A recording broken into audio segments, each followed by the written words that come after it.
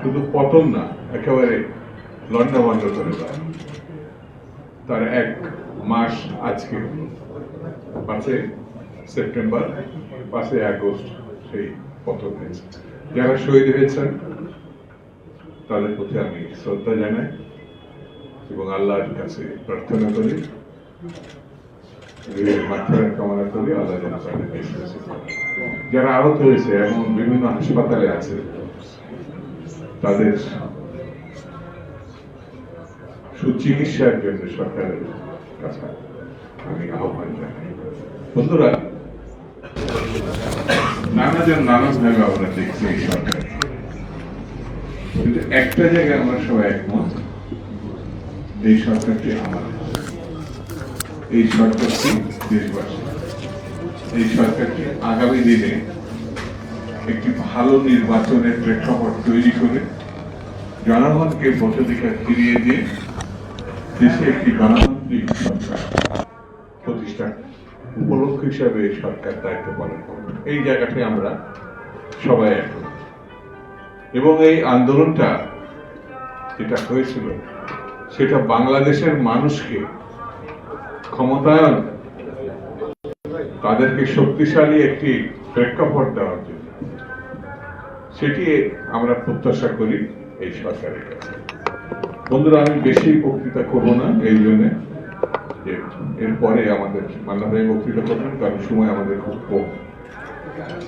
আমি এই সরকারকে বলবো যত দ্রুত সম্ভব মূল কাজটার দিকে নজর রাখা। সেই মূল কাজটি হচ্ছে মানুষকে ভোটাধিকার ফিরিয়ে দিয়ে তার পছন্দের প্রার্থীকে নির্বাচিত করার অধিকার তাকে দিয়ে একটা ভালো নির্বাচনের দিকে এগিয়ে যাওয়া। আমরা বিরোধী দল থেকে বলেছি, বিএনপি থেকেও বলেছে, একটা যৌক্তিক সময়ের মধ্যে এই কাজটি তারা সম্পূর্ণ করবে। আমরা তো তাদের সঙ্গে আছি। আরো সহজ করে বলি, আমরা সিদ্ধান্ত নিব আমরা কোন পক্ষের মানুষ। সরকারকেও সিদ্ধান্ত নিতে হবে তারা কোন পক্ষের মানুষ। যদি সিদ্ধান্ত আমরা নিয়ে ফেলি তাহলে কাজ সহজ হবে। আমরা গণতন্ত্রের পক্ষের মানুষ,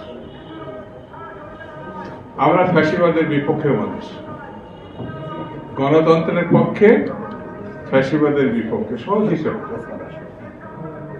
গণতন্ত্র প্রতিষ্ঠার জন্য ন্যূনতম দৃষ্টিভঙ্গি হচ্ছে নির্বাচন, মানুষের ভোটাধিকার। আমি সংস্কার এবং অনেক কিছু এই দেশের দরকার, কারণ পুলিশ আওয়ামী লীগের, সামরিক বেসামরিক আমলাতন্ত্র আওয়ামী লীগের, সেনাবাহিনী সেট আপ আওয়ামী লীগের বলবো না, কারণ তারা আমাদের এখনো পর্যন্ত জনগণের পক্ষে কাজ করছে, কিন্তু সেট আপ এখনো পর্যন্ত আগেরটাই আছে। ব্যবসায়ী সকল ক্ষেত্রে আওয়ামী লীগের সেট আপ। একটা সাধারণ কর্মীকে লাইসেন্স সহ অস্ত্র দিয়েছে আওয়ামী লীগের লোকদের। 18 থেকে 20 লক্ষ হাজার কোটি টাকা তাদের কাছে লুটপাটের টাকা আছে। এর মধ্যে আমাদেরকে কাজ করতে হবে, সরকারকে কাজ করতে হবে। হ্যাঁ, যেটি জরুরি সেই কাজগুলো জরুরি ভিত্তিতে করতে হবে। সেই কাজগুলো বাদ দিয়ে নির্বাচন করা সম্ভব না, সেই কাজগুলো করতে হবে। যেমন 1 মাসের মধ্যে 3টে নির্বাচনে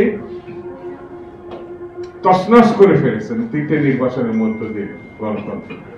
এই 3টে নির্বাচনের সঙ্গে যারা যুক্ত ছিল, বিশেষত নির্বাচন সিইসি সহ তার সহকর্মীরা, তারা কিন্তু এখনো পর্যন্ত সরকারি বেতন দিচ্ছে, গাড়ি তারা ব্যবহার করছে, তারা কোয়ার্টারে আছে। কে পদত্যাগ করবে কি করবে না এটা আমার কোনো বিষয় না, তাদের তো জেলখানায় থাকার কথা।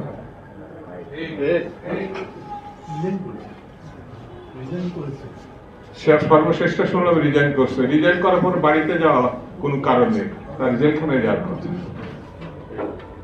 24 সালে যে নির্বাচন, ভয়াবহ নির্বাচন, 14 সালে যে নির্বাচন, নির্বাচনই না, 18 সালের নির্বাচন, কোন নির্বাচন, এই ধরনের নির্বাচন প্রত্যাশা করে না।